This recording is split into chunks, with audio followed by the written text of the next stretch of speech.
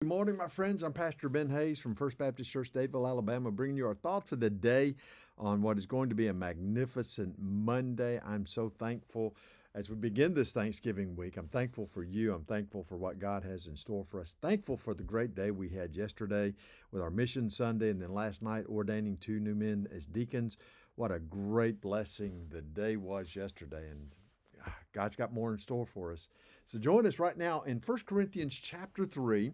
We're picking up in verse 5. Paul's been talking about how he has brought these Corinthian Christians along, teaching them for 18 months there in Corinth, and then leaving and coming back. And he's saying, here's the problem. I still can't teach you the meat of the word. You're still drinking the milk as babes.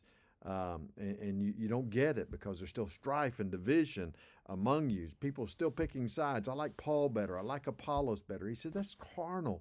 That's fleshly. That's sinful.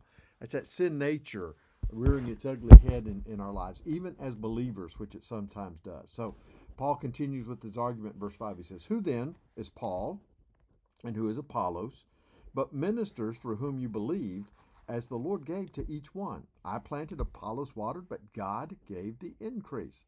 So then, neither he who plants is anything, nor he who waters, but God who gives the increase." I'm going to pause there for just a minute, because here's the thing. These people were picking sides. I like Apollos' preaching better. I like Paul's preaching better. It's an issue there. Understand something. When God gives you a minister, a pastor, he has specifically gifted that pastor with everything that he needs in order to accomplish his purpose at that church. Okay? Not all pastors have the same gift mix. I get this all the time. Every time I come to a church for the first year or so, people call me by the previous pastor's name, and I take no offense at that. They love the previous pastor. I know they're going to love me just the same eventually. And eventually it comes to the point where they don't call me by the previous pastor's name. Now, next guy comes along, they're going to probably call him Brother Ben a few times, right? But here's the thing. It is wrong to make comparisons, and it is wrong to evaluate one pastor on the basis of what another pastor has done. As Paul is going to say as we move forward in this, some lay the foundation, others build on the foundation. I stand on the shoulders of those who came before me, and someone will stand on my shoulders to bring this church to the position that God would have it to be. But our human nature says, you know what? I just really don't like the way Brother Ben preaches, or I don't think Brother Ben is doing everything he needs to be doing. People do that. Now, please, I'm not saying that's happening here, because we got a great church that's united and moving forward with the gospel of the kingdom. I'm just using that as an illustration of what Paul's talking about. And it's true in so many of our churches.